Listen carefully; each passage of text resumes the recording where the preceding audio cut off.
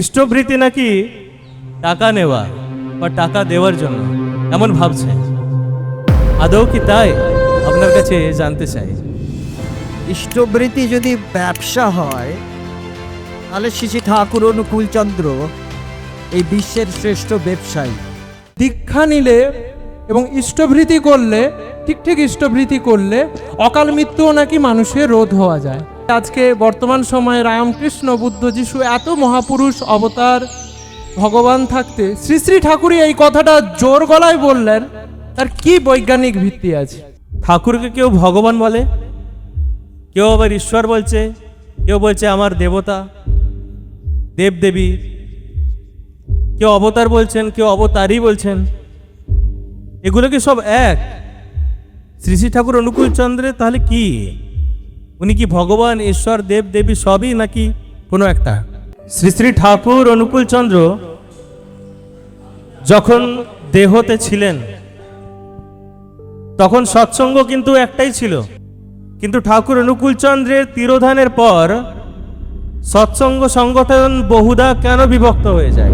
ঠাকুরের বেশিরভাগ কথাতে দেখা যায় নারীদের যে নারী স্বাধীনতা বর্তমান সময়ে, তাতে মানুষ প্রশ্ন করে এই নারী স্বাধীনতায় ক্ষুণ্ণ করা হয়েছে।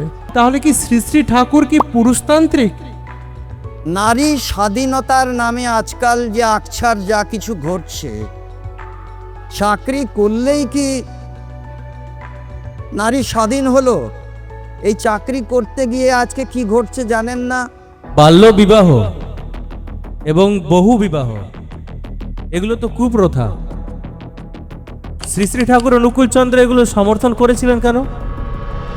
শ্রী শ্রী ঠাকুরের মুখ্য এজেন্ডা ছিল সচ্চা মানুষ তৈরি করে তোলা, ম্যান মেকিং ইন্ডাস্ট্রি তৈরি করতে তিনি পৃথিবীতে এসেছিলেন।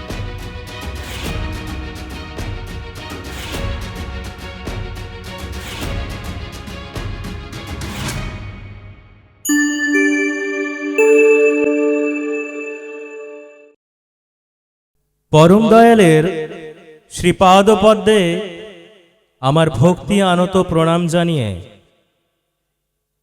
যুব জিজ্ঞাসা অনুষ্ঠান আরম্ভ করছি। এই অনুষ্ঠানে আজ আমরা এমন একজন মানুষকে পেয়েছি যিনি অর্ধ শতাব্দী কাল ধরে ইষ্টে নিবেদিত প্রাণ হয়ে নিজের জ্ঞান ও গবেষণার আলোকে সকলকে ইষ্টে সমৃদ্ধ করেছেন। উনার প্রশ্নোত্তরের জীবন জিজ্ঞাসা প্রতিবেদনগুলি আপনারা ইতিপূর্বেই প্রত্যক্ষ করেছেন। কর্মসূত্রে আমাদের অসংখ্য মানুষের সাথে মিশতে হয়, কথা প্রসঙ্গে শ্রী শ্রী ঠাকুরের কথা ওঠে, বহু প্রশ্নর সম্মুখীন হতে হয়। চলমান জীবনে বিভিন্ন পরিস্থিতিতে আমাদের মনেও বহু কৌতূহল জাগে। সবকিছুর সম্যক সমাধানের উদ্দেশ্যে শ্রদ্ধেয় ডক্টর সুখেন্দু পানি জেঠুকে আমরা মঞ্চে আহ্বান জানিয়েছি। তিনি উপস্থিত আছেন। এক এক করে আমরা আমাদের প্রশ্নের ঝুলি খুলতে আরম্ভ করছি। আপনারা ধৈর্য ধরে এই অনুষ্ঠানের আনন্দ উপভোগ করুন। আশা করি আপনাদের বহু প্রশ্নের উত্তর এই অনুষ্ঠানের মাধ্যমে আপনারা খুব সহজেই পেয়ে যাবেন।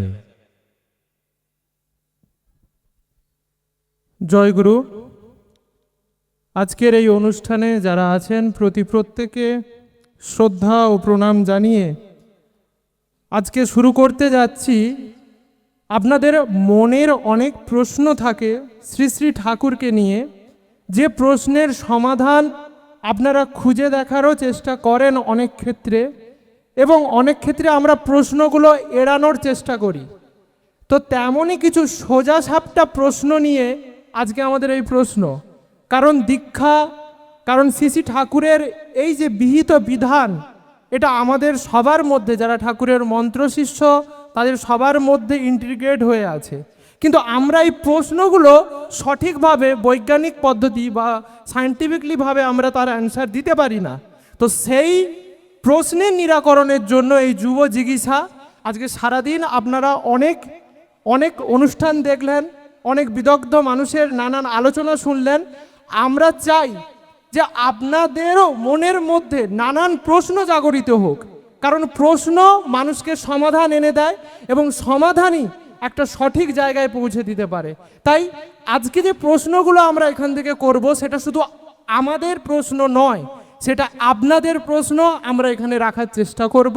এবং আজকে আমাদের সাথে এই প্রশ্নমালার পর্বে উপস্থিত আছেন এই অনুষ্ঠানে, আপনাদের সকাল থেকেই আছেন আমাদের সবার শ্রদ্ধেয় ডক্টর সুখেন্দু পানি মহোদয়। জয়গুরু। শুরু হচ্ছে যুব জিজ্ঞাসা। প্রথম প্রশ্ন, প্রসেনজিৎদা। জনসাধারণের মাঝে একটা প্রশ্ন খুব বেশি করে দেখা দিয়েছে এবং নতুন যারা সৎসঙ্গী দীক্ষা নিয়েছেন তাদের মধ্যেও এই প্রশ্ন প্রায় শোনা যায়। সেটা হচ্ছে ইষ্টবৃত্তি নিয়ে। অনেকে বলছেন ইষ্টবৃত্তি নাকি টাকা নেওয়া বা টাকা দেওয়ার জন্য, এমন ভাবছে। আদৌ কি তাই? আপনার কাছে জানতে চাই। হ্যাঁ, খুব ভালো প্রশ্ন করেছো প্রসেনজিৎ তুমি। আমি একটু রসিকতা করে প্রথমে বলি, ইষ্টবৃত্তি যদি ব্যবসা হয় তাহলে শ্রী শ্রী ঠাকুর অনুকূলচন্দ্র এই বিশ্বের শ্রেষ্ঠ ব্যবসায়ী। কারণ তার ব্যবসায় কোটি কোটি মানুষ লগ্নি করে উপকৃত হচ্ছে, আর মানুষ উপকৃত হচ্ছে বলে তবে না লগ্নি করছে। কাজেই শ্রী শ্রী ঠাকুর অনুকূলচন্দ্র একজন শ্রেষ্ঠ ব্যবসায়ী, যার ব্যবসায় লগ্নি করে উপকৃত হওয়া যায়, ক্ষতির কোনো সম্ভাবনা নেই। দীর্ঘ 50 বছর কাল ধরে নিষ্ঠা সহকারে আমি ইষ্টবৃত্তি করে চলেছি এবং এই ইষ্টবৃত্তি করার ফলে দেখছি কিছু এক্সট্রা সেন্সারি পারসেপশন তৈরি হয়। আমরা সাধারণত কি করি, কোনো মন্দিরে যাই, মসজিদে যাই, গির্জায় যাই, আমরা সেখানে প্রার্থনা করে কি বলি, রূপাং দেহি, ধানাং দেহি, বিদ্যাং দেহি। শুধু দেহি আর দেহির সমাহার। সেখানে শ্রী শ্রী ঠাকুর অনুকূলচন্দ্র প্রত্যেক দিন সকালে চাওয়ার পরিবর্তে আমাদের দেওয়ার অভ্যেস তৈরি করে দিচ্ছেন। সেই পরম পুরুষকে, সেই মহামানবকে দিতে দিতে আমাদের দেওয়ার যে প্রবণতা, এই দেওয়ার প্রবণতা গড়ে উঠছে। তাতে আমরা সকলেই উপকৃত হচ্ছি। আমাদের মধ্যে তার প্রতি যে অনুরাগ, এই অনুরাগ বেড়ে উঠছে এবং আমাদের পরস্পরের মধ্যে পারস্পরিকতা বাড়ছে। আমি 50 বছর ধরে ইষ্টবৃত্তি পালন করছি নিষ্ঠা সহকারে, আর এটা করতে গিয়ে দেখছি যে আমার মধ্যে মানুষের প্রতি যে সেবা পরায়ণতা, এই সেবা পরায়ণতার ভাব ক্রমে ক্রমে ক্রমে ক্রমে আকাশ ছোঁয়া হয়ে উঠছে। আমার নিজের জন্য আর কিছু চাইতে ইচ্ছে করে না, শুধু মানুষের জন্য করতে ইচ্ছে করে, মানুষকে দিতে ইচ্ছে করে, মানুষকে ভালোবাসতে ইচ্ছে করে। ইষ্টবৃত্তি করতে করতে তার প্রতি যে অনুরাগ হয়, সেই অনুরাগের প্রদীপ শিখাটা যখন আমাদের হৃদিকন্দরে জেগে ওঠে, তখন সকলকে ভালোবাসতে ইচ্ছে করে। কাজেই কেউ যদি মনে করে ইষ্টবৃত্তি ব্যবসা, তার কাছে ব্যবসা হতে পারে, কিন্তু আমাদের কাছে এই ইষ্টবৃত্তি হচ্ছে চলার মূল মন্ত্র। একটা মানুষের জেনেটিক কনফিগারেশন চেঞ্জ হয়ে যেতে পারে ইষ্টবৃত্তির মাধ্যমে। বোঝে প্রাণ, বোঝে যার, যারা করে তারাই বোঝে।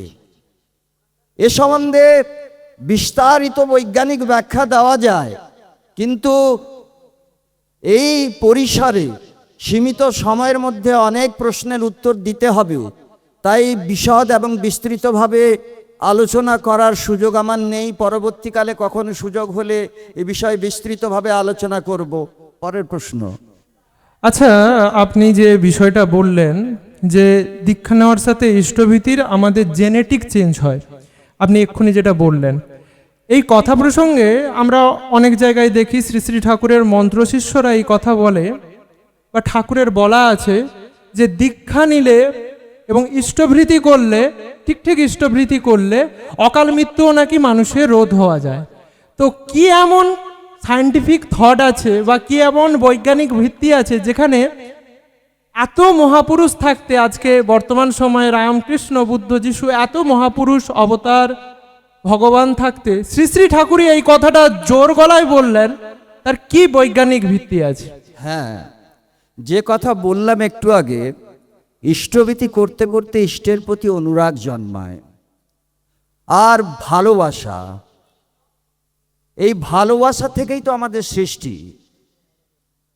আমাদের পিতা এবং মাতার ভালোবাসার ফসল আমরা সকলে। কাজেই যে সুরত সম্বেগ থেকে আমাদের সৃষ্টি, ইষ্টভীতি করতে করতে দীক্ষা গ্রহণ করে যখন তাকে অনুসরণ করে আমরা চলতে থাকি, তখন একদিকে যেমন আমাদের ইমিউনিটি পাওয়ার গ্রো করে, যেমন যারা নিষ্ঠা সহকারে ইষ্টভীতি করে তাদের মধ্যে রোগের প্রবণতা কমে যায়, রোগের সাথে যুদ্ধ করার ক্ষমতা বেড়ে যায়, এবং এই করতে করতে ক্রমান্বয়ে দেখা যায় একটা সময় এলে সুরত সম্বেগের উপর চড়াও হতে হতে, ঊর্ধ্বগতি সম্পন্ন হতে হতে এমন একটা স্টেজ আসে যখন মানুষ মৃত্যুকেও অতিক্রম করতে পারে। এরকম অনেক ঘটনা আছে যে ইষ্টভীতি করে ঘর থেকে বেরিয়ে দুর্ঘটনায় পড়ে অনেক মানুষ বেঁচে গিয়েছে। বা ইষ্টভীতি যারা নিষ্ঠা সহকারে পালন করে তাদের মধ্যে একটা মেন্টাল টিউনিং এমন হয়ে যায়, একটা এক্সট্রা সেন্সারি পারসেপশন গ্রো করে যায় যে বিপদ আপদের আগাম আভাস পাওয়া যায়। তো এর মাধ্যমেই আমরা যেমন রোগকে এড়াতে পারি, মৃত্যুকেও অতিক্রম করতে পারি। এটা কিন্তু এ সম্বন্ধে আমার কোনো সংশয় নেই। আমি এই প্রেক্ষাপটে আরেকটি প্রশ্ন রাখতে চাইছি। ঠাকুর বলছেন ঠিক ঠিক ইষ্টভৃতি করলে অকাল মৃত্যুকে রোধ করা যায়। আমাদের মধ্যে এমনি অনেক সৎসঙ্গ পরিবার আছেন যাদের আমরা দেখেছি অকাল মৃত্যু ঘটে গেছে, আবার বলে যে ইষ্টভৃতি করছিল। তো ইষ্টভৃতি করা আর ঠিক ঠিকভাবে করা, তাহলে কি কোনো ডিফারেন্স আছে? হ্যাঁ হ্যাঁ, অনেক ডিফারেন্স আছে। ইষ্টভীতি নিজের উপার্জন থেকে করতে হয়, কারো উপর নির্ভরশীল হয়ে ইষ্টভীতি করতে নেই। একটা ছোট্ট ঘটনা আছে। একবার এই প্রশ্ন শ্রী ঠাকুরের কাছেও একজন তুলেছিল যে কেন ইষ্টভীতি করব, আপনি কি আরম্ভ করেছেন?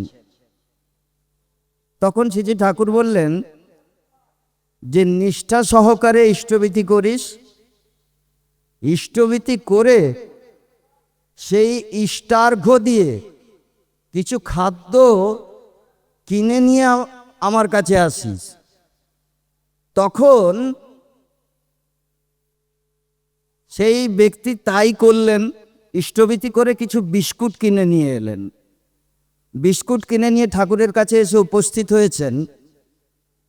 দূরে একটি কুকুর শুয়েছিল। শ্রী ঠাকুর বললেন, যা ওকে দে গাজা। তো এই কুকুরটিকে সে বিস্কুট খাইয়ে দেওয়া হলো, এবং কিছুক্ষণ পরে দেখা গেল যে কুকুরটি অসুস্থ হয়ে পড়ল। তখন ঠাকুরের কাছে প্রশ্ন করা হয়েছিল যে এটা এমন কেন হলো? তখন ঠাকুর বললেন, মণি, তোমরা যে ইষ্টভীতি করো না, তোমাদের যত অকর্ম কুকর্মের যে ফল আছে, পরিণাম আছে, যে কর্মফল তোমরা সৃষ্টি করো, সেই কর্মফল আমাকে প্রদান করো, আমি সেটা গ্রহণ করি।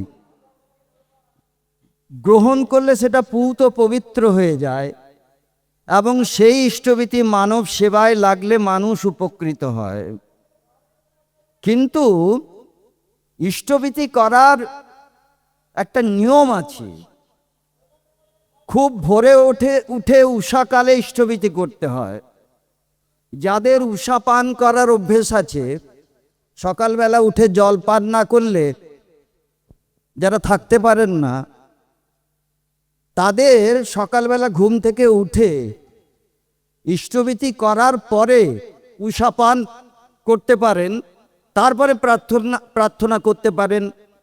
আর নাম ধ্যান করার নিয়ম তো হচ্ছে এক মধ্যরাত্রিতে এবং উষাকালে। তো নাম ধ্যান করার পরে ইষ্টভীতি করে নিয়ে তারপরে জলপান করা যেতে পারে যদি কারো প্রয়োজন পড়ে। আর ইষ্টভৃতি ঠিক 30 দিনের দিন ইষ্টের স্থানে পাঠাতে হয়, তবেই ইষ্টভীতি ঠিক পালন করা হলো। আমি ইষ্টভীতি করলাম, ঠক করে মাথায় ছোঁয়ালাম, রেখে দিলাম, তারপরে হয়তো 2 মাস পরে পাঠালাম বা অন্য কারো হাত দিয়ে পাঠালাম, কখনো হয়তো 30 দিনে পাঠাচ্ছি, কখনো 60 দিনে পাঠাচ্ছি। এতে কি হয়, নিষ্ঠা টলে যায় এবং সুরত সম্বেক শিথিল হয়ে যায়, ভঙ্গুর হয়ে যায়। তখন কিন্তু প্রারব্ধ কর্মফল এড়ানো যায় না। একটা মানুষ দরিদ্র হতে পারে, একটা মানুষ মূর্খ হতে পারে, কিন্তু নিষ্ঠা সহকারে যদি ইষ্টভীতি করে তাহলে সে কিন্তু নির্ভীক হয়ে উঠতে পারে। আর যে কথা একটু আগে বললাম, তার মধ্যে প্রভূত শক্তির অধিকারী সে হয়ে উঠতে পারে, এক্সট্রা সেন্সারি পারসেপশন গ্রো করতে পারে। আমরা একটা প্রশ্নের সম্মুখীন প্রায় হই। যারা এখন অনুষ্ঠানটি শুনছেন, এটা কিন্তু সবার প্রশ্ন, আমি সবার মনের প্রশ্ন কিন্তু বলছি, কারণ এই প্রশ্নগুলো তৈরি হয়েছে আপনাদের প্রশ্ন থেকেই। এই প্রশ্নটা প্রায় শুনি আমরা, যে শ্রী শ্রী ঠাকুর অনুকূলচন্দ্র, বর্তমান আমরা পুরুষোত্তম বলি বা বর্তমান আমাদের কাছে গুরু পুরুষোত্তম তিনি, তো তার একটা মতাদর্শ আছে, যারা আমরা সৎসঙ্গী এই মতাদর্শ পালন করার চেষ্টা করি, তাই তো? যজন যাজন ইষ্টভৃতি, এই মতাদর্শ পালন করি। তো আমাদের এই মতাদর্শের ওপর একটা মতাদর্শ আছে যে শ্রী শ্রী ঠাকুরের মতাদর্শ তাহলে কি সনাতনীয় মতাদর্শ, না স্মার্ত মতাদর্শ, না অদ্বৈতবাদ মতাদর্শ, না দ্বৈত অদ্বৈতবাদ, কোনটা? খুব ভালো প্রশ্ন করেছো, এটার ক্লারিফিকেশন প্রয়োজন আছে। সনাতন বলতে আমরা কি বুঝি? সনাতন মানে হচ্ছে চিরন্তন। প্রত্যেকটি ভাবাদর্শের মধ্যে, প্রত্যেকটি মতবাদের মধ্যে কিছু কমন ফ্যাক্টর থাকে, যেমন সততা, অহিংসা, সহনশীলতা ইত্যাদি ইত্যাদি, সেবাপরায়ণতা। এই যে কমন ফ্যাক্টরগুলো, এইগুলো চিরন্তন এবং সব ভাবাদর্শের মধ্যেই, সব দর্শনের মধ্যেই এগুলো কিন্তু নিহিত আছে। এবং স্থান কাল পাত্র ভেদে তারা যুগের সন্ধিক্ষণে যখন পৃথিবীতে আবির্ভূত হন, তখন কিছু কিছু স্থানীয় লোকাচারের উপরে নির্ভর করে তাদের মতাদর্শের পরিবর্তন ঘটানোর প্রয়োজন পড়ে এবং পূর্ববর্তী মতাদর্শকে তারা বিবর্তিত করেন, উত্তরিত করেন। কিন্তু কমন ফ্যাক্টর যেগুলো, সেগুলো কিন্তু একই থাকে। যেমন মুসলিমদের মধ্যে খ্রিশ্চানদের মধ্যে এই যে ইষ্টভীতির কথা বলা হলো, এখানে দেখুন খ্রিশ্চানদের মধ্যে চার্চ রেট আছে, মুসলিমদের মধ্যে জাকাত আছে, হিন্দুদের মধ্যে পঞ্চ মহাযজ্ঞ আছে। এগুলো সব একই ব্যাপার। আর শ্রী ঠাকুর ইষ্টবৃত্তির প্রবর্তন করলেন। তো এই কমন ফ্যাক্টরগুলোকেই সনাতন ধর্ম বলা হয়। ধর্ম মানে হচ্ছে যা জীবনটাকে ধরে রাখে, মানে ফান্ডামেন্টাল লজ অফ লাইফ, জীবনের মূল নিয়ম যা, তাই হচ্ছে ধর্ম। এবং সনাতন ধর্ম হচ্ছে যে স্থান কাল পাত্রভেদে সকলের মধ্যে যে কমন ফ্যাক্টরগুলো থাকে তাকেই সনাতন ধর্ম বলে। আর কি বললে জানো?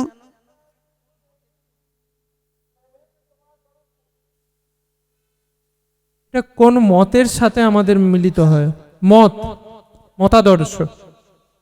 আমাদের ভারতবর্ষের দর্শনের অনেক বিভাগ আছে, যেমন অদ্বৈতবাদ, দ্বৈতবাদ, দ্বৈতাদ্বৈতবাদ, স্মার্তবাদ, আর যেটা এরা ছেড়ে গিয়েছে সেটা হচ্ছে বিশিষ্টাদ্বৈতবাদ। তো শ্রী ঠাকুর ছিলেন বিশিষ্টাদ্বৈতবাদের প্রবর্তক। এটাকে সহজ এবং প্রাঞ্জল করে তোলার জন্য আমি একটি ঘটনা বলি। শ্রী ঠাকুর তখন দেওঘরে অবস্থান করছেন। শ্রী ঠাকুর পার্লারে বসে আছেন। জটা জুটোধারী, গেরুয়া বসনধারী এক সন্ন্যাসী গুটি গুটি পায়ে তার কাছে এসে উপস্থিত হয়ে তাকে প্রণাম করলেন। সেই সন্ন্যাসী, তিনি কথা বলেন না, তিনি উঠে দাঁড়িয়ে শ্রী ঠাকুরের দিকে তাকিয়ে একটা আঙ্গুল দেখালেন, একটা আঙ্গুল দেখিয়ে বললেন, তখন শ্রী ঠাকুর মাথা নাড়লেন। তারপরে শ্রী ঠাকুর বলছেন,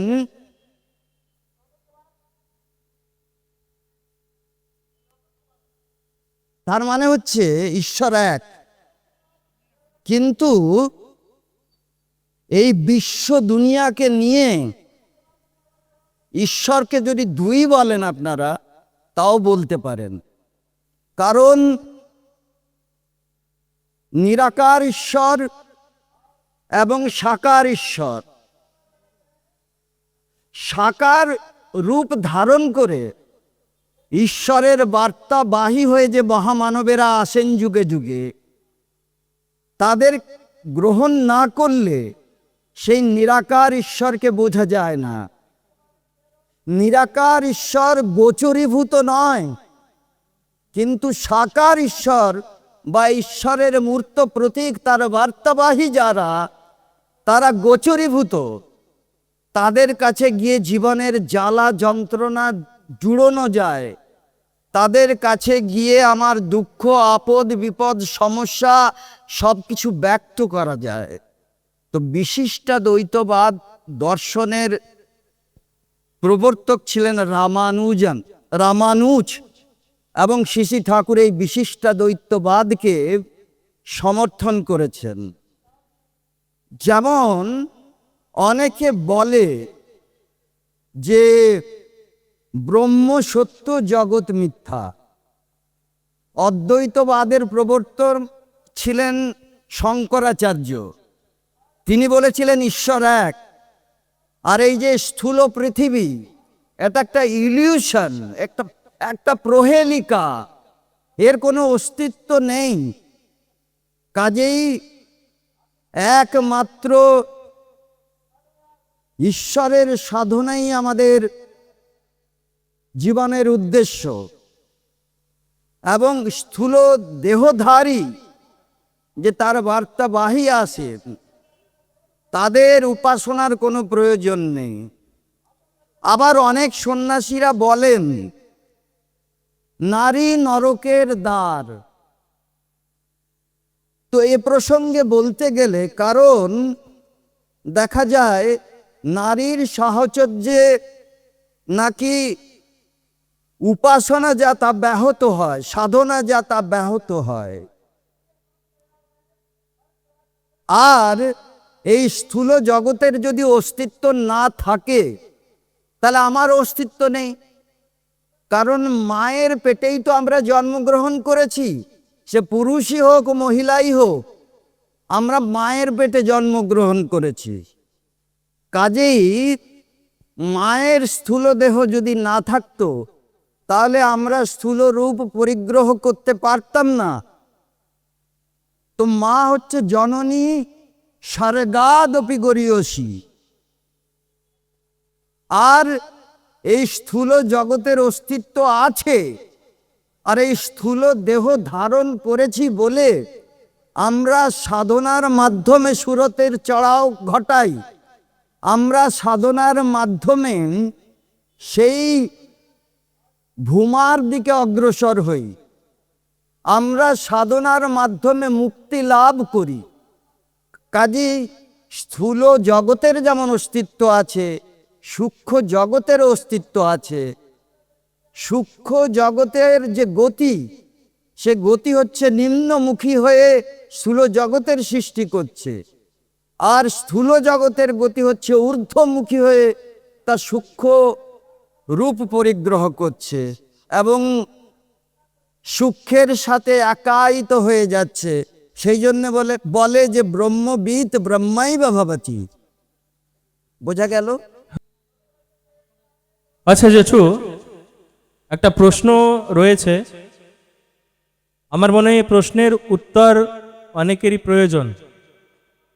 ঠাকুরকে কেউ ভগবান বলে, কেউ আবার ঈশ্বর বলছে, কেউ বলছে আমার দেবতা, দেবদেবী, কেউ অবতার বলছেন, কেউ অবতারই বলছেন।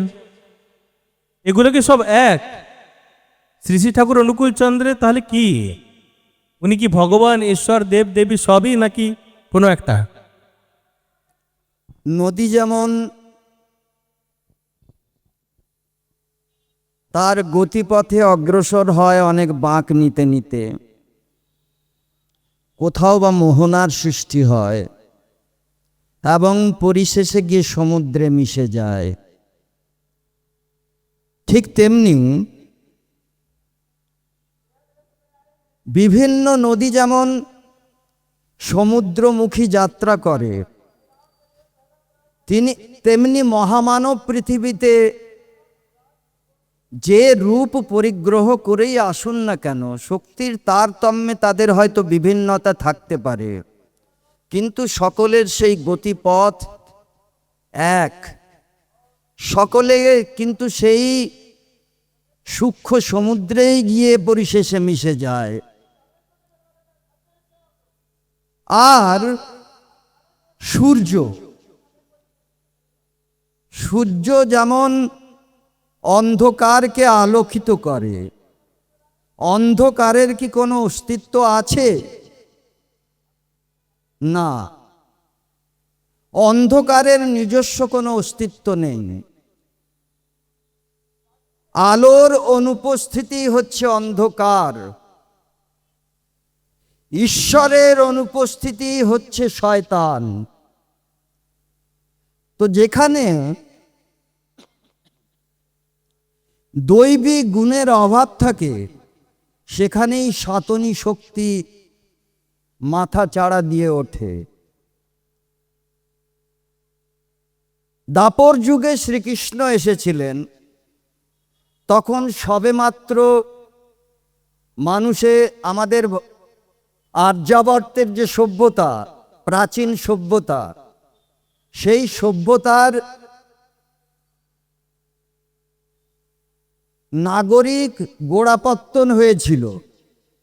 তার আগে ত্রেতা যুগে যখন শ্রীরামচন্দ্র এসেছিলেন, তখন মানুষ আরণ্যক জীবনযাপন করত।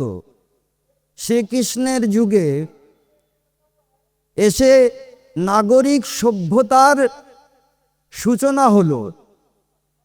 এবং কৃষ্ণস্তু ভগবান স্বয়ং বলা হয়। তো ভগবান মানে হচ্ছে যিনি ষড়শৈর্যশালী, পৃথিবীর যত ঐশ্বর্য আছে সব তার মধ্যে বিদ্যমান থাকে। সূর্যের আলোতে যেমন চাঁদ আলোকিত হয় এবং চাঁদের বিভিন্ন কলা থাকে, যেমন প্রতিপদের চাঁদ, দ্বিতীয়ার চাঁদ, তৃতীয়ার চাঁদ এবং পূর্ণিমার চাঁদ। পূর্ণিমার চাঁদে পূর্ণ প্রকাশ, অমাবস্যার চাঁদে আলোর অনুপস্থিতি, তাই অমাবস্যা অন্ধকারাচ্ছন্ন হয়। তো যে কথা বললাম, এই পৃথিবীতে যত অবতার অবতীর্ণ হয়েছিলেন তার মধ্যে শ্রীকৃষ্ণের হচ্ছে পূর্ণ প্রকাশ। তারপরে যারা এসেছেন তারা অনেকেই অংশাবতার, কেউ বা কলাবতার, যেমন কেউ বা প্রতিপদের চাঁদ, কেউ বা দ্বিতীয়ার চাঁদ, কেউ বা পূর্ণিমার চাঁদ। তো শ্রী ঠাকুর অনুকূল চন্দ্র তিনি আজকে এই যুগ সন্ধিক্ষণে আবার তার পূর্ণ প্রকাশ হয়েছে। যেমন দাপরে শ্রীকৃষ্ণ একটা সভ্যতার ভিতটাকে গড়ে দিয়েছিলেন বর্ণাশ্রমের উপর ভিত্তি করে। ক্রমান্বয়ে সেই বর্ণাশ্রম ভাঙতে আরম্ভ করেছে এবং প্রাক ভগবান বুদ্ধের কাল থেকে ধীরে ধীরে বর্ণাশ্রমের বাঁধন শিথিল হতে আরম্ভ করেছিল। আর ক্রমান্বয়ে এই বর্ণাশ্রম ভাঙতে ভাঙতে ভাঙতে ভাঙতে আজকে প্রায় অবলুপ্ত হয়ে গিয়েছে সমাজের থেকে। গুটি কয়েক মানুষ নিষ্ঠা সহকারে বর্ণাশ্রমের বিধানগুলিকে ধরে রেখেছে ধুনিটা জ্বালিয়ে রাখার মতো। বর্তমান যুগে শ্রী ঠাকুর অবতীর্ণ হয়ে আমাদের সেই বর্ণাশ্রমের পুনরুত্থান চেয়েছিলেন। আর্য সভ্যতার যে মূল ভিত্তি তার পুনরুত্থান চেয়েছিলেন। ভগবান শ্রীকৃষ্ণের পরে যারাই পৃথিবীতে অবতীর্ণ হয়েছিলেন মহামানব রূপে, অবতার রূপে, তারা সেই কৃষ্ণ তত্ত্বের উপরে দাঁড়িয়ে কাজ করেছেন। অবতার বরিষ্ঠ শ্রীরামকৃষ্ণ পর্যন্ত, শ্রীকৃষ্ণ পরবর্তী সব অবতারই সেই কৃষ্ণ তত্ত্বের উপরে দাঁড়িয়ে কাজ করে গিয়েছেন পৃথিবীর বুকে। কিন্তু শ্রী ঠাকুর অনুকূল চন্দ্র এবারে বর্তমান সময়ে এসে পূর্ণ রূপ ধারণ করে তিনি একটা নতুন তত্ত্বের সৃষ্টি করলেন মানুষকে বিবর্তিত করার জন্যে, যে তত্ত্বের নাম হচ্ছে অস্তিত্ববাদ। এই অস্তিত্ববাদ বিশিষ্টাদ্বৈতবাদের উপরেই আধারিত এবং শ্রী ঠাকুরের যে বাঁচা বাড়ার নীতি, তাই অস্তিত্ববাদকে অনুসরণ করেই তৈরি হয়েছে। আচ্ছা, এই আপনি যে এত সুন্দর করে ভেঙে বললেন, এই প্রশ্ন যে পূর্বতনকে মানে আমরা পূর্বতনকে মেনে মেনেই মানে বর্তমানকে আমরা মানার চেষ্টা করি, এটা একদম ক্ল্যারিফিকেশন আমাদেরকে বোঝানোর চেষ্টা করলেন। একটা প্রশ্ন আসে সাধারণত, শ্রী শ্রী ঠাকুর যদি পূর্বতনী অবতার পুরুষ হন, শ্রী শ্রী ঠাকুরের যে যারা মন্ত্র শিষ্য বা যে বীজ নাম জপ করে, সেই বীজ নাম সাধারণত শোনা যায় আগ্রার দয়ালবাগ থেকে আসা, এবং আগ্রার দয়ালবাগ হুজুর মহারাজ তিনি ঠাকুরের মায়ের গুরু ছিলেন। তো শ্রী শ্রী ঠাকুরের তাহলে কি নিজস্ব কোনো মত তিনি আগ্রা থেকে নিয়েছেন বা নিজস্ব কোনো মত তিনি প্রচার করছেন? মানে প্রকৃত কথা বলতে গেলে শ্রী শ্রী ঠাকুর তাহলে কোন ভাবধারাকে নিয়ে চলছেন? যদি তিনি পূর্ববর্তী অবতারকে অবতীর্ণ করেই বর্তমান হন, তাহলে তিনি কি বর্তমান? খুব সুন্দর প্রশ্ন করেছো। আমাদের সাধনার যে পদ্ধতি তাকে বলা হয় সুরত শব্দযোগ। এটা সন্ত মতের পদ্ধতি। আমাদের এই সমস্ত ব্রহ্মাণ্ডের 18টা ডাইমেনশন আছে। বিজ্ঞান এর মধ্যে 12টা ডাইমেনশনকে আবিষ্কার করতে পেরেছে, 6টা ডাইমেনশন এখনো অনাবিষ্কৃত। তো যে সৎনাম আমরা প্রত্যেক দিন জপ করে থাকি, এই সৎনাম হচ্ছে সর্বোচ্চ স্তরের সৎনাম, সেই 18th ডাইমেনশনের সৎ বীজ নাম, 18তম স্তরের বীজ নাম। আমাদের আপনারা অনেকেই জানেন যারা সৎসঙ্গের ইতিহাস পড়েছেন, অনন্ত মহারাজ তিনি 17তম স্টেজে বা স্তরে আরোহণ করেছিলেন। কিন্তু এই মানুষের মধ্যে, স্থূল দেহ ধারণকারী মানুষের মধ্যে 18তম স্তরে আরোহণ করেছিলেন এবং এই বীজনামকে উপলব্ধি বা অনুভব করেছিলেন প্রথম যিনি, তিনি হচ্ছেন কবির সাহেব। এবং শিষ্য পরম্পরায় পরবর্তীকালে এই কবির সাহেবের শিষ্যেরা এই সন্তমতের সুরত শব্দ যোগের সাধনা করতে করতে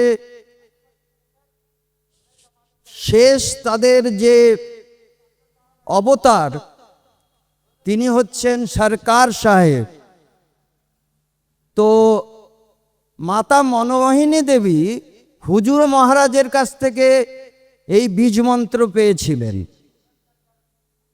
আর শ্রী শ্রী ঠাকুর অনুকূল চন্দ্র তিনি এই বীজ মন্ত্র জন্মের পর থেকেই জপ করতেন। তারপরে তার যখন বয়স বাড়ল, তখন মাতা মনমোহিনী দেবী হুজুর মহারাজের পরবর্তী শিষ্য যিনি ছিলেন সরকার সাহেব, তাকে বললেন, আমি আমার ছেলেকে এই বীজনাম প্রদান করে দীক্ষিত করতে চাই, আপনার অনুমতি প্রার্থী। তখন তিনি বললেন, হ্যাঁ, তোমার ছেলেকে তুমি এই বীজনামে দীক্ষিত করো। তখন মাতা মনমোহিনী দেবী শ্রী শ্রী ঠাকুরকে এই বীজনামে দীক্ষিত করেন। দীক্ষিত করার পরে শ্রী শ্রী ঠাকুর বলছেন, মা তুই আমাকে নতুন কি দিলি, আমি তো তোর পেটে থাকতেই এই বীজনাম করতাম। আর শোনা যায় যে শ্রী শ্রী ঠাকুর যেদিন দীক্ষিত হলেন মাতা মনমোহিনী দেবীর দ্বারা এই বীজ নামে, সেই দিন আগ্রাতে সরকার সাহেব তার যে সহকারী ছিলেন তাকে বললেন, মেরা কাম বন গয়া, বঙ্গাল মে ও আ গয়া। এই বলেই মুহূর্তের মধ্যে তিনি দেহত্যাগ করলেন। তো কাজেই আগ্রার দয়ালবাগের যে পরম্পরা, তারা আমাদেরই বীজনাম শিষ্য পরম্পরায় কবির সাহেবের মাধ্যমে প্রাপ্ত হয়েছেন। কিন্তু সেই বীজনামের মূর্ত প্রতীক যিনি, তিনি হচ্ছেন শ্রী শ্রী ঠাকুর অনুকূল চন্দ্র। আর এটা ব্যক্ত করে গিয়েছিলেন এই বীজনামে সিদ্ধ শেষ সাধক যিনি, তিনি ব্যক্ত করে গিয়েছেন সরকার সাহেব। তিনি বললেন যে মেরা কাম বন গয়া, বঙ্গাল মে ও আ গয়া। তো ওই বীজনামের মূর্ত প্রতীক হচ্ছেন শ্রী শ্রী ঠাকুর অনুকূল চন্দ্র।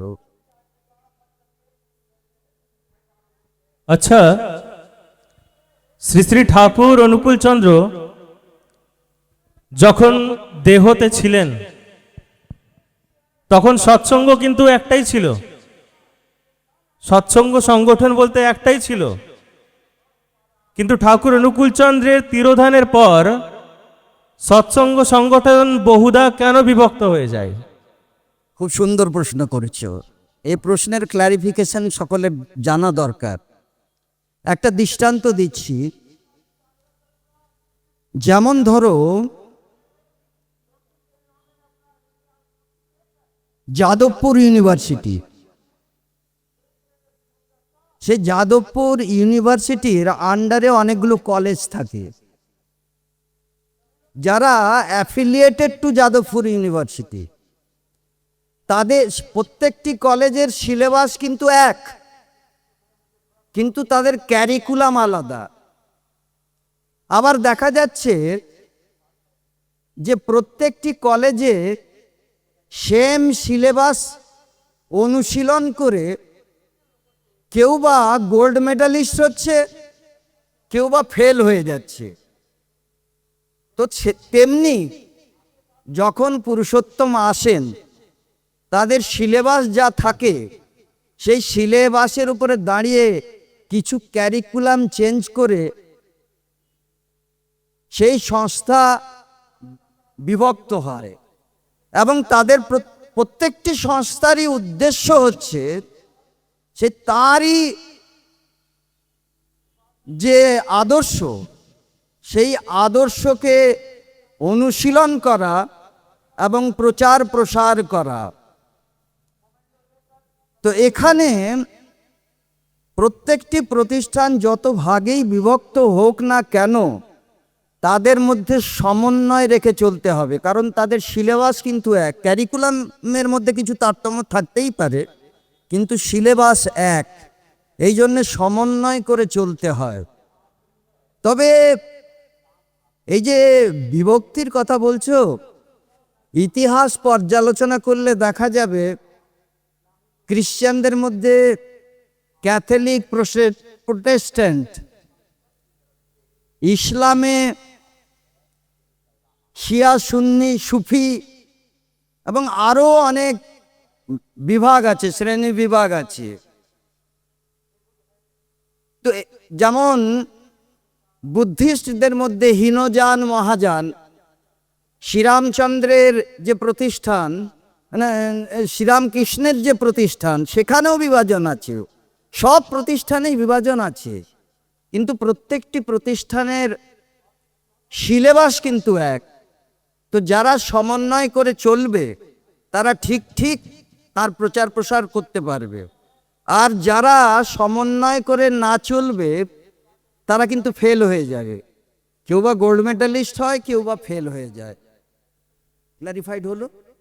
একটা প্রশ্ন এটা নিয়ে, এর পরে যেটা আমরা সাধারণত পাই, আমরা শ্রী শ্রী ঠাকুরের ভাবধারাকে অনেক সময় পুরুষতান্ত্রিক বলি, কারণ ঠাকুরের বেশিরভাগ কথাতে দেখা যায় নারীদের যে নারী স্বাধীনতা বর্তমান সময়ে, তাতে মানুষ প্রশ্ন করে এই নারী স্বাধীনতায় ক্ষুণ্ণ করা হয়েছে। যেমন শ্রী শ্রী ঠাকুরের একটা বাণী আমরা প্রায়ই বলি সৎসঙ্গীরা, যে নারীরা সব চাকরি করে, জনম জাতি তারাই মারে। তো এই প্রশ্নটা আমাদের অনেকের মধ্যেই আছে। তো তেমনই তাহলে কি শ্রী শ্রী ঠাকুর কি পুরুষতান্ত্রিক? খুব ভালো প্রশ্ন করেছো। এই প্রশ্নের উত্তর একটি ঘটনা থেকে দিচ্ছি। 70-এর দশকে অস্ট্রিয়ার ওয়ামেন লিভের প্রবক্তা এক ভদ্রমহিলা, নাম হচ্ছে জার্মেন গ্রিয়ার। তিনি বেশ কিছু বই লিখে বিতর্কের সৃষ্টি করেছিলেন সেই 70-এর দশকে। ফিমেল ইউনাক, সেক্স অ্যান্ড ডেস্টিনি, এইসব বইগুলো লিখে তিনি প্রচারের আলোকে আসেন। তো ওয়ামেন লিভের, নারী স্বাধীনতার এই যে প্রবক্তা, এই ভদ্রমহিলা ভারতবর্ষে এসেছিলেন। যে ভারতবর্ষে এত ভালো মানুষের জন্ম হয় কি করে, এত প্রতিভার জন্ম হয় কি করে, এটা জানার জন্যে মুর্শিদাবাদের প্রত্যন্ত এক গ্রামে তিনি তার দোভাষীকে নিয়ে আলের উপর দিয়ে হেঁটে যাচ্ছেন। তো হেঁটে যেতে যেতে সেখানে দেখছেন অশীতিপর এক বৃদ্ধ, অশীতিপর মানে বয়সের ভারে যার চামড়া ঝুলে যায়, তো সেরকম অশীতিপর এক বৃদ্ধ, সে ক্ষেতের মধ্যে, তখন গ্রীষ্মকাল, গ্রীষ্মের সূর্যাতাপে মাটি ফেটে গিয়েছে ক্ষেতের, আর এই অশীতিপর বৃদ্ধ সে মাটিতে কান পেতে যেন কিছু শুনছে। তখন ওই ভদ্রমহিলা তার দোভাষীকে বললেন, ওই ওল্ড ম্যান কি করছেন, তাকে জিজ্ঞেস করো তো। তখন তার দোভাষী গিয়ে সেই বৃদ্ধকে জিজ্ঞেস করলেন, দাদু করেন কি? তখন বলছেন, মাটির কান্নার গভীরতা মাপতেছি,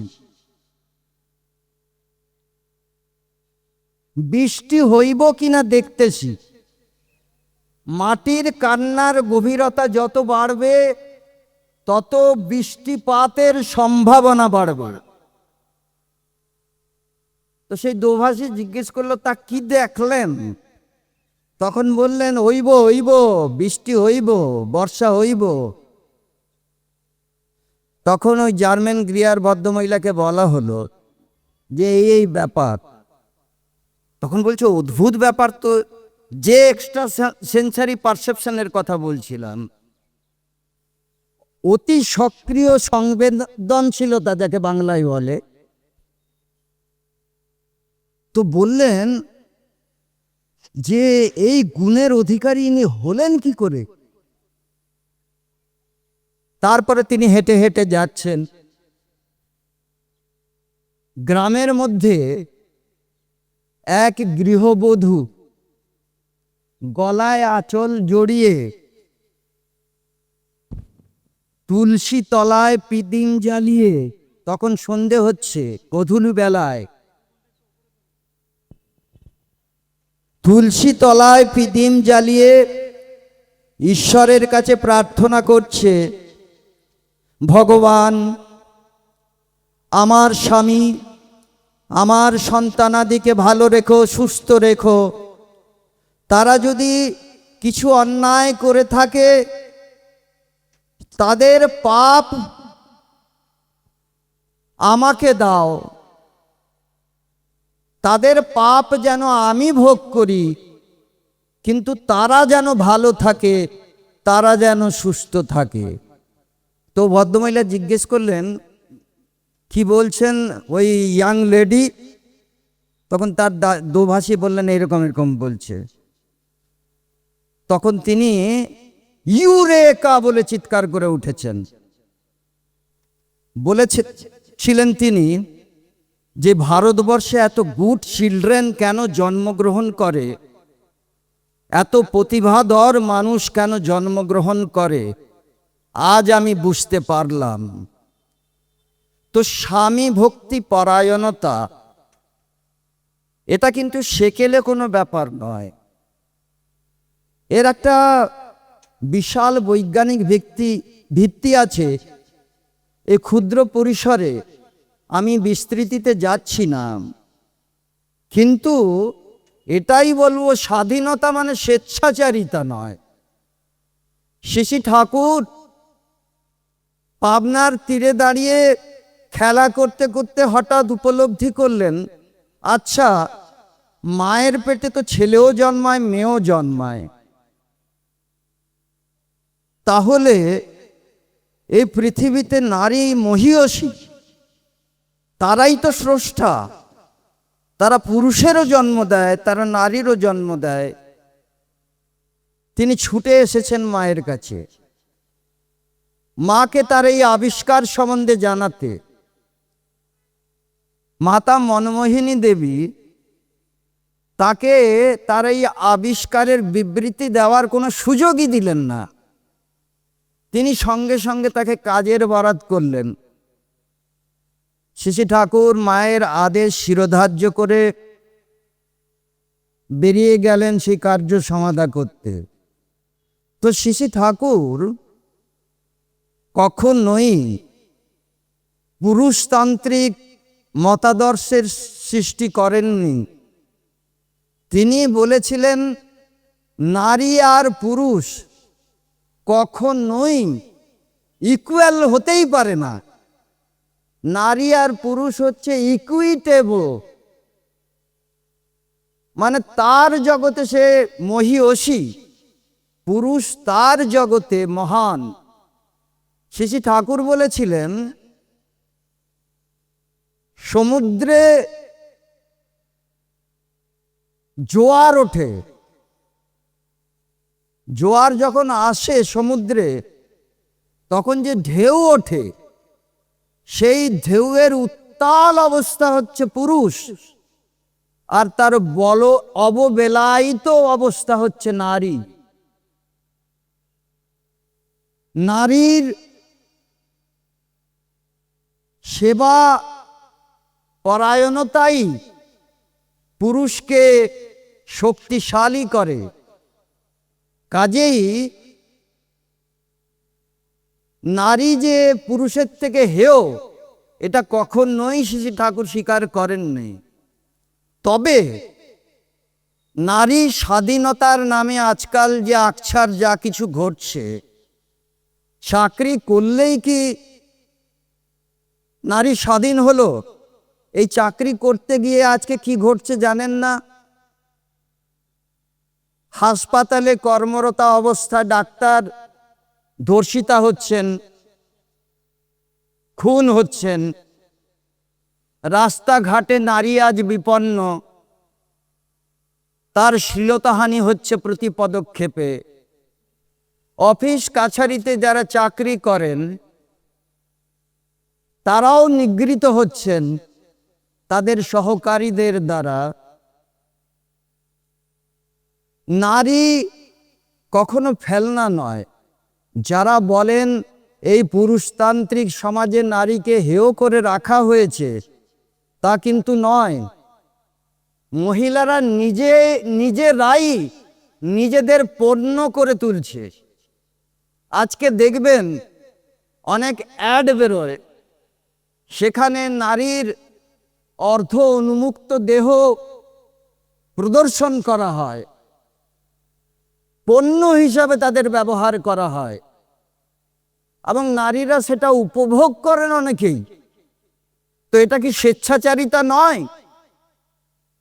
শ্রী ঠাকুর কখনোই নারীকে হেয় দৃষ্টিতে দেখেননি। এবং মেয়েদের চাকরি করা শুধু নয়, ছেলেদের চাকরি করাও তিনি পছন্দ করতেন না। তিনি বলতেন একটা মানুষ ব্যবসার উপরে দাঁড়াবে, কুটির শিল্পর উপরে, স্মল স্কেল ইন্ডাস্ট্রির উপরেই লার্জ ইন্ডাস্ট্রিগুলো দাঁড়াবে, এবং ঘরে ঘরে কুটির শিল্পের প্রবর্তন করতে বলেছিলেন। তিনি বলেছিলেন প্রত্যেকটি বাড়িতে মায়েদের দ্বারা পরিচালিত কিচেন গার্ডেন থাকবে, মায়েদের লাইব্রেরি থাকবে, মায়েরা সুস্বাদু রান্না নিয়ে গবেষণা করবেন, এবং কৃষিকাজ নিয়েও মায়েরা গবেষণা করবেন। উৎকৃষ্ট মানের ফসল ফলাবেন, তাদের উঠোনের যে গার্ডেন থাকে সেই গার্ডেনের মধ্যে, এবং কুটির শিল্পের প্রবর্তন করতে বলেছিলেন যেগুলো মায়েদের দ্বারা পরিচালিত হবে। তো ঘরে থেকেও মায়েরা কিন্তু কর্মমুখী হতে পারেন, এবং সেখানে তাদের নিরাপত্তা রক্ষিত হবে, বিঘ্নিত হবে না। কারণ শ্রী ঠাকুর বলেছিলেন পুরুষ ভ্রষ্টে যায় নারে জাত, নারী ভ্রষ্টে জাত কুপকার। সেই জন্যে মায়েদের পবিত্রতা, মায়েদের সতীত্ব, একে তিনি অনেক মূল্য দিয়েছিলেন, এবং তাদের এই সুচিতাকে রক্ষা করার জন্য তিনি সোচ্চার হয়েছিলেন। এটা কিন্তু পুরুষতান্ত্রিকতা নয়। পুরুষকে তার যে বৈশিষ্ট্য, সেই বৈশিষ্ট্য মহান করে তোলা, নারীর তার যে বৈশিষ্ট্য তাকে সেই বৈশিষ্ট্যে মহীয়সী করে তোলা, এটাই শ্রী ঠাকুর চেয়েছিলেন। আচ্ছা, বাল্য বিবাহ এবং বহু বিবাহ এগুলো তো কুপ্রথা। শ্রী শ্রী ঠাকুর অনুকূলচন্দ্র এগুলো সমর্থন করেছিলেন কেন? হ্যাঁ, খুব সুন্দর প্রশ্ন করেছো। বাল্য বিবাহ আমাদের শাস্ত্র সমর্থিত এবং বহু বিবাহ আমাদের শাস্ত্র সমর্থিত। তো এখানে ব্যাপার হচ্ছে, যখন কম বয়সে একজন পুরুষ ও নারী বিবাহ করে, তখন তাদের মধ্যে যৌন লিপ্সা খুব কমই থাকে না বললেই হয়, এবং পরস্পরের সাথে সহাবস্থান করতে করতে তাদের মধ্যে একটা দৃঢ় বন্ডিংয়ের সৃষ্টি হয়। আর যখন একটু পরিণত বয়সে এসে উপনীত হয় নারী পুরুষ, সেই অবস্থায় পরিণত বয়সে তারা বিবাহ করলে তখন তাদের অ্যাডজাস্টমেন্ট হতে বা বন্ডিংটা তৈরি হতে অনেক অসুবিধে হয়। সেই জন্যেই আমাদের শাস্ত্র বাল্য বিবাহকে সমর্থন করেছে। আর বহু বিবাহের কথা, বহু বিবাহ তো আকসার হচ্ছে নাকি? একজন মহিলা একজন পুরুষকে ডিভোর্স করে দ্বিতীয়বার বিবাহ করলেন, তৃতীয়বার বিবাহ করলেন, বা একজন পুরুষ একজন মহিলাকে ডিভোর্স করে দ্বিতীয়বার বিয়ে করলেন, তৃতীয়বার বিয়ে করলেন, তো এটা কি বহু বিবাহ হলো না? আর যেখানে শাস্ত্র সমর্থিত যে বহু বিবাহ, এই বিবাহের মাধ্যমে নারীর সম্মান রক্ষিত হচ্ছে, কিন্তু ডিভোর্সের মাধ্যমে নারীকে অপমানিত করা হচ্ছে, তার ব্যক্তিত্বে আঘাত হানা হচ্ছে, তার ইমোশনকে হার্ট করা হচ্ছে। কিন্তু বহু বিবাহের একটা পদ্ধতি আছে। পদ্ধতি হচ্ছে, আমার প্রাক্তন স্ত্রী যিনি আছেন, কেউ যদি, আর একটা কথা, বিবাহ কিন্তু করে নারী, পুরুষ করে উদ্বাহ, নারী করে বিবাহ। বিবাহ মানে হচ্ছে বিশেষ রূপে বহন করা স্বামীর কৃষ্টিকে বহন করা। তো সেই জন্যে বিবাহে নারীর সম্মতি অগ্রাধিকার পাওয়া উচিত। কোনো নারীর কোনো পুরুষের সাথে বিবাহে যদি অসম্মতি থাকে, তাহলে জোর করে সেই পুরুষের সাথে তার বিবাহ দেওয়া উচিত নয়, কারণ বিবাহ করে নারী। আর বহু বিবাহের ক্ষেত্রে কারা বহু বিবাহ করতে পারে? সকলে কি বহু বিবাহ করতে পারে? তা নয়। যারা আদর্শ পুরুষ, যারা প্রতিভাধর পুরুষ, যাদের জেনেটিক কনফিগারেশনের মধ্যে উৎকৃষ্টতা আছে, তারা বহু বিবাহ করতে পারে। আর যারা দুর্বল চিত্তের এবং কাম প্রবণ, তাদের তো একটা বিবাহ করারই সম্মতি নেই আমাদের শাস্ত্রে। কাজেই বাল্য বিবাহ, বহু বিবাহ, এগুলো বিজ্ঞান সমর্থিত। আমাদের ঋষিদের যে গবেষণা, সেই গবেষণা সমর্থিত। কেউ যদি না মেনে চলতে চায়, তার পরিণাম তাদের ভোগ করতে হবে। তো আমাদের শাস্ত্র এই বিধান দিয়েছে, মানলে মানুন, না মানলে না মানুন। সমাজকে অবক্ষয়ের দিকে দ্রুতগতিতে যদি নিয়ে যেতে চান, তাহলে এই নিয়মগুলো মানার দরকার নেই। আর সমাজকে যদি দ্রুততার সাথে উত্তরণের পথে অগ্রসর করতে চান, তাহলে এই নিয়মগুলো মেনে চলুন। আচ্ছা, খুব কম সময়ে সংক্ষেপে আমরা শেষ করব, কারণ অনেক প্রশ্ন আর এর অনেক উত্তর আমরা হয়তো পরেও পাবো। বিবাহ নিয়ে শেষ কথা, কারণ বিবাহের পরে এর প্রশ্ন গেলে আরও বাড়বে। আচ্ছা, একটা প্রশ্ন, যেহেতু বিবাহ নিয়ে এতটা বললেন, শ্রী শ্রী ঠাকুরের বিবাহ নীতি কিন্তু জটিল। আমরা সবাই জানি ঠাকুরের বিবাহ নীতি যখন কথা বলা হয়, আজকে আলোচনায় শুনলেন আপনারা অনেকে, মায়েরা বসে আছেন, যে ঠাকুর বলছেন বর্ণ, গোত্র, বংশ এবং স্বাস্থ্য এত কিছু বিচার করে ঠাকুরের বিবাহ করতে হয়।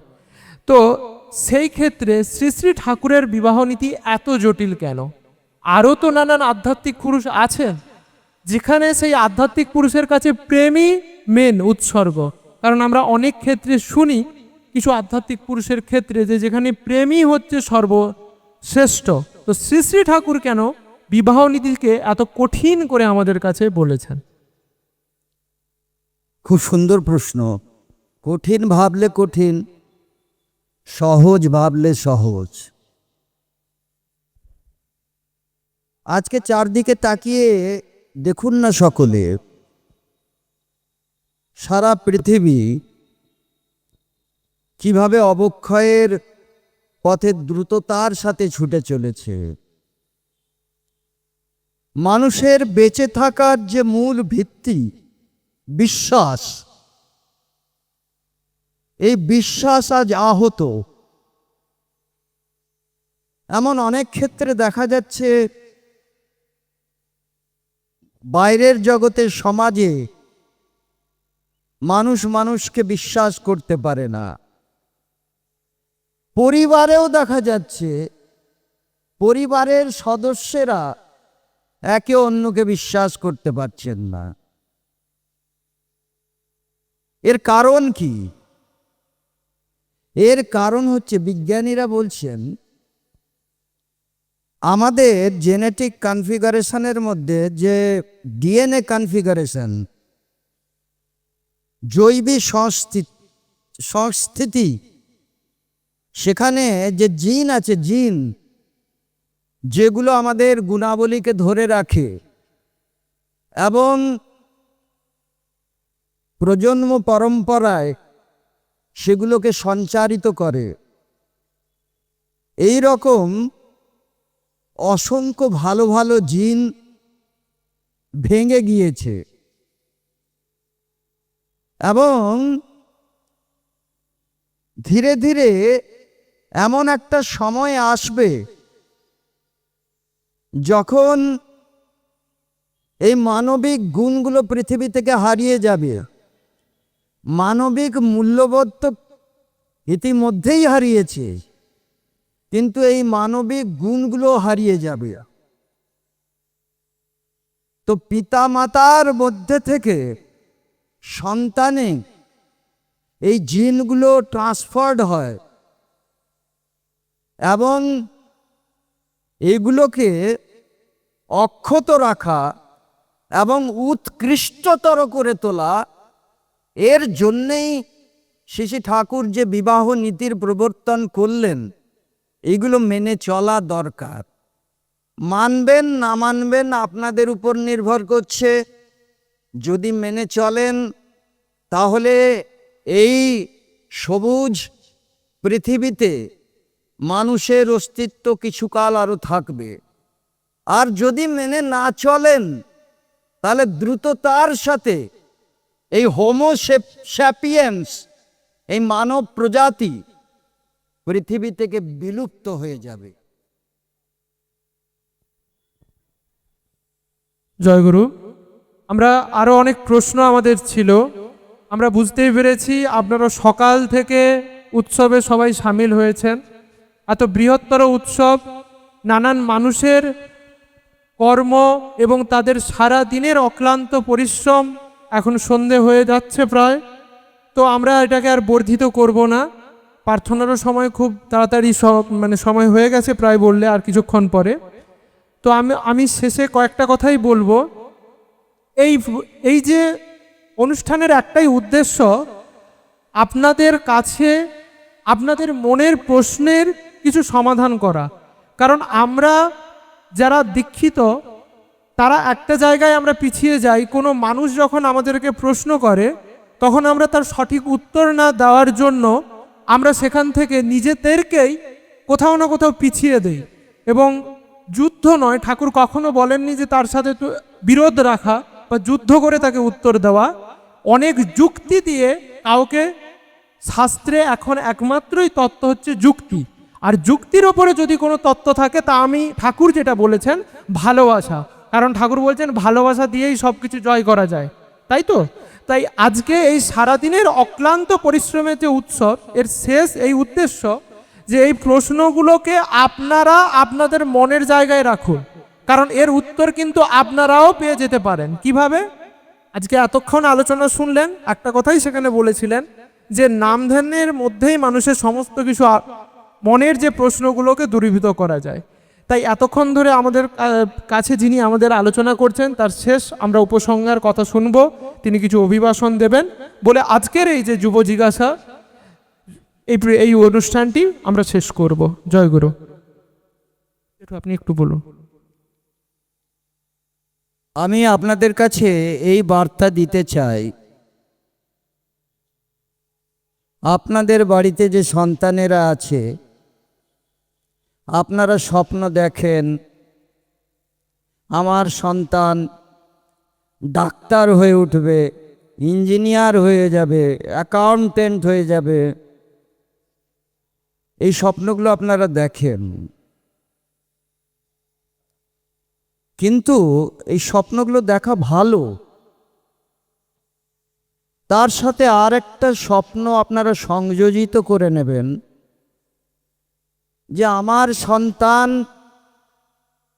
উৎকৃষ্ট মানুষ হয়ে উঠুক, এবং উৎকৃষ্ট মানুষ হয়ে উঠতে হলে সেই মহামানবের মহামন্ত্রে দীক্ষিত হতে হবে এবং তার নির্দেশিত পথকে অনুসরণ করে চলতে হবে। আমাদের প্রাচীন ভারতবর্ষে শিক্ষা গ্রহণের পূর্বে দীক্ষা গ্রহণ করা হতো। দীক্ষা গ্রহণ না করলে শিক্ষা দেওয়াই হতো না।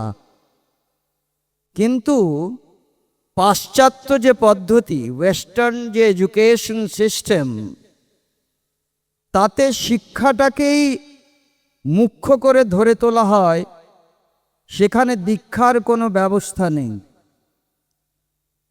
তো দীক্ষাহীন শিক্ষার পরিণাম কি হতে পারে তার একটা সহজ উদাহরণ দিচ্ছি। শিক্ষার মাধ্যমে মানুষ পারমাণবিক শক্তিকে আবিষ্কার করতে পারে,